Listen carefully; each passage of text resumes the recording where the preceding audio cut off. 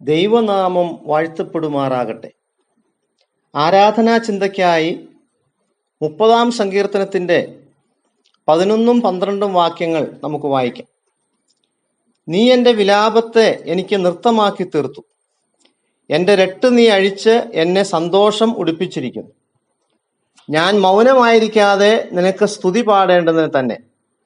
എൻ്റെ ദൈവമായ യഹോവേ, ഞാൻ എന്നേക്കും നിനക്ക് സ്തോത്രം ചെയ്യും. ഈ സങ്കീർത്തനത്തെക്കുറിച്ച് പൊതുവെ പറയുന്നത്, ദാവീദ് തനിക്ക് വേണ്ടി സിയോൻ നഗരത്തിൽ പണിത അരമനയുടെ പ്രതിഷ്ഠ സമയത്ത് പാടിയ ഗീതമാണ് എന്നുള്ളതാണ്. എന്നാൽ മറ്റൊരഭിപ്രായം, ദേവാലയം പണിയുന്നതിന് തുടക്കമിട്ട സന്ദർഭത്തിൽ ഈ പ്രതിഷ്ഠാഗീതം ചമച്ചു എന്ന് കരുതുന്നവരുമുണ്ട്. യോഹന്നാൻ 10:22 പ്രതിഷ്ഠോത്സവം എന്ന് പറയുന്ന ഒരു പെരുന്നാളിനെ കുറിച്ച് പറയുന്നുണ്ട്. ഈ പെരുന്നാൾ ആചരിക്കുമ്പോൾ ഇസ്രായേൽ ഇന്നും ഈ സങ്കീർത്തനം ആലപിക്കാറുണ്ട് എന്ന് പറയുന്നു. എന്തായാലും വളരെ മനോഹരമായ ഒരു സങ്കീർത്തനമാണ് 30-ാം സങ്കീർത്തനം. ദാവീദ് ഈ സങ്കീർത്തനം ആരംഭിക്കുന്നത് തന്നെ, ഞാൻ നിന്നെ പുകഴ്ത്തുന്നു, നീ എന്നെ ഉദ്ധരിച്ചിരിക്കുന്നു, എൻ്റെ ശത്രുക്കൾ എന്നെക്കുറിച്ച് സന്തോഷിപ്പാൻ ഇടയാക്കിയതുമില്ല എന്ന വളരെ നല്ല ഒരു തുടക്കമാണ് നമുക്ക് ഈ സങ്കീർത്തനത്തിൽ കാണുവാനായിട്ട് കഴിയുന്നത്. എന്നാൽ അവസാന ഭാഗത്തേക്ക് വരുമ്പോൾ നാം വായിച്ച ഈ ഭാഗത്ത്, നീ എൻ്റെ വിലാപത്തെ എനിക്ക് നൃത്തമാക്കി തീർത്തു.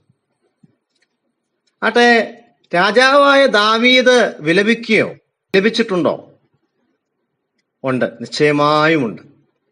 കാരണം തൻ്റെ അമ്മാവിയപ്പനായിരുന്ന ശൗല്, അവനെ ദൈവം രാജസ്ഥാനത്ത് നിന്ന് മാറ്റി എന്നറിഞ്ഞിട്ടും അവൻ രാജസ്ഥാനത്ത് കടിച്ചു തൂങ്ങിക്കിടന്ന് ദാവീദിന് ഒരു ശല്യമായി മാറിയത് നമുക്കെല്ലാവർക്കും അറിയാം.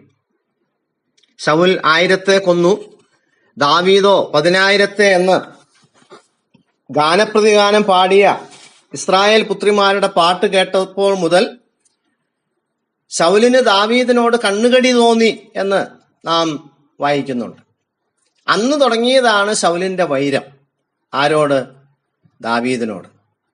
എന്നാൽ ഗോലിയാത്തിനെ കൊന്ന് തലകൊണ്ട് ദാവീദ് വന്ന കാര്യമൊക്കെ അവൻ മറന്നുപോയി.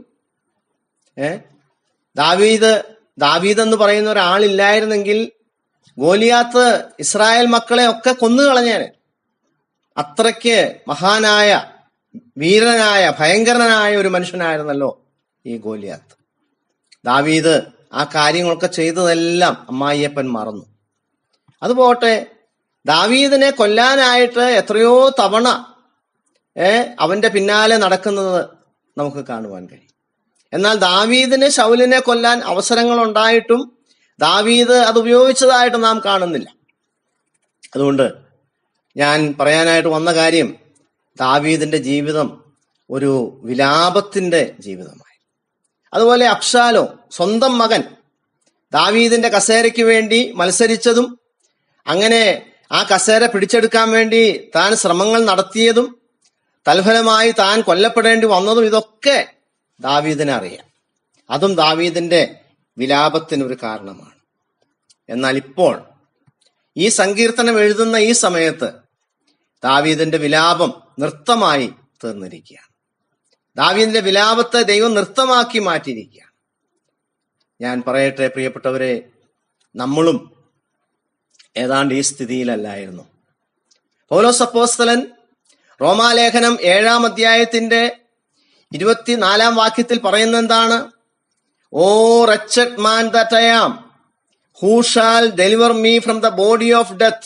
അയ്യോ, ഞാൻ അരിഷ്ട മനുഷ്യൻ, ഈ മരണത്തിന് അധീനമായ ശരീരത്തിൽ നിന്ന് എന്നെ ആർ വിടുവിക്കും എന്നാണ് പൗലോസ് ചോദിക്കുന്നത്. അതുകൊണ്ട് ഈ പൗലോസിന്റെ നിലവിളി പൗലോസിന്റെ മാത്രമല്ല, നമ്മുടെ എല്ലാവരുടെയും നിലവിളിയായിരുന്നു. നാം അങ്ങനെ നിലവിളിച്ച് പാപത്തിന്റെ അമിക്കയറുകളാൽ ബന്ധിക്കപ്പെട്ടവരായി നാം കടന്നിരുന്ന ഒരു സമയമുണ്ടായിരുന്നു. ദാവീദ് 40-ാം സങ്കീർത്തനത്തിൽ പറയുന്നത് പോലെ, മേൽപോട്ട് നോക്കുവാൻ കഴിയാതെ വണ്ണം എന്റെ അകൃത്യങ്ങൾ എന്നെ എത്തിപ്പിടിച്ചിരുന്ന ഒരു സമയമുണ്ടായിരുന്നു. എന്നാൽ ആ വിലാപത്തെ എല്ലാം ദൈവം നൃത്തമാക്കി തീർത്തു. രട്ടഴിച്ചു. രട്ടെന്തിനെയാ കാണിക്കുന്നത്? രട്ട് ദുഃഖത്തെയാണ് കാണിക്കുന്നത്. പഴയ നിയമത്തിൽ മൊർദെഖായിയും യോസേഫും അവർ വസ്ത്രം മാറിയതായിട്ട് നമുക്ക് കാണുവാൻ കഴിയുന്നുണ്ട്. യോസേഫിന്റെ കാര്യം നാം പഠിച്ചാൽ കാരാഗ്രഹ വസ്ത്രമായിരുന്നു യോസേഫിനുണ്ടായിരുന്നത്. എന്നാൽ ആ വസ്ത്രം മാറ്റി അവനെ പുതിയ വസ്ത്രം ധരിപ്പിക്കുന്നത് നമുക്ക് കാണുവാൻ കഴിയും. അപ്പോൾ പ്രിയപ്പെട്ടവരെ, ഈ ദാവീദ് രട്ടാണ് ഉടുത്തിരുന്നത്. ദുഃഖത്തിന്റെ വസ്ത്രമായ രട്ടുടുത്തിരുന്ന ദാവീദിനെ സന്തോഷത്തിന്റെ വസ്ത്രം ധരിപ്പിച്ചു. ഞാൻ പറയട്ടെ, യെശയ്യാപ്രവചനം 61 അധ്യായത്തിൽ നമ്മൾ വായിക്കുന്നുണ്ട്, നീ എന്നെ രക്ഷാവസ്ത്രം ധരിപ്പിച്ചു, നീതി എന്ന അങ്കി ഇടുവിച്ചിരിക്കുന്നു എന്ന്. അതുകൊണ്ട് നമുക്ക് ഇന്ന് രാവിലെ കർത്താവിനെ സ്തുതിക്കാം, കർത്താവിനെ വാഴ്ത്താം, മഹത്വപ്പെടുത്താം. പക്ഷെ ഒരു കാര്യം ഞാൻ ഓർപ്പിക്കട്ടെ, നമുക്ക് വസ്ത്രം തരാൻ, പുതിയ വസ്ത്രം തരാൻ നമ്മുടെ കർത്താവ് വസ്ത്രമില്ലാത്തവനായി തീർന്നു. അർത്ഥനഗ്നനായിട്ടാണ് കർത്താവ് ക്രൂശിൽ കിടക്കുന്നത്. അവർ കർത്താവിന്റെ അങ്കി പങ്കിട്ടെടുത്തതായിട്ട് നമ്മൾ വായിക്കുന്നു. അവന്റെ വസ്ത്രത്തിനായി അവർ ചീട്ടിട്ടതായിട്ട് നമ്മൾ വായിക്കുന്നു. അർത്ഥനഗ്നനായിട്ടാണ് കർത്താവ് ക്രൂശിൽ കിടക്കുന്നത്. ആർക്കു വേണ്ടിയാണ്? നമുക്ക് വേണ്ടി, നമുക്ക് വസ്ത്രം തരാൻ, നമ്മുടെ രട്ടുമാറ്റി സന്തോഷം ഉടുപ്പിക്കാൻ കർത്താവ് വസ്ത്രമില്ലാത്തവനായി തീർന്നു. അതുകൊണ്ട് നാം ഇനി എന്ത് ചെയ്യണം?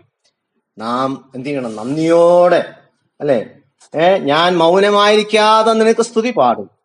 എന്റെ ദൈവമായ യഹോവേ, ഞാൻ എന്നേക്കും നിനക്ക് സ്തോത്രം ചെയ്യും. നമുക്ക് അവന് സ്തുതി പാടാം, എന്നേക്കും സ്തോത്രം കരേറ്റാം. ഈ ചിന്തകളാൽ ദൈവം നമ്മെ അനുഗ്രഹിക്കട്ടെ. ഞങ്ങളുടെ പ്രിയ പിതാവേ, നന്ദിയോടെ തിരുനാമത്തെ വാഴ്ത്തുന്നു. ഈ സന്ദേശം മൂലം അനേകർക്ക് ആരാധനയുടെ ഒരു ഹൃദ്യത ഉണ്ടാകുവാൻ അവിടുന്ന് സഹായിക്കുന്നതോർത്ത് സ്തോത്രം. എല്ലാ മഹത്വവും തൃപ്പാദത്തിൽ അർപ്പിക്കുന്നു. യേശുക്രിസ്തുവിന്റെ പരിശുദ്ധ നാമത്തിൽ തന്നെ.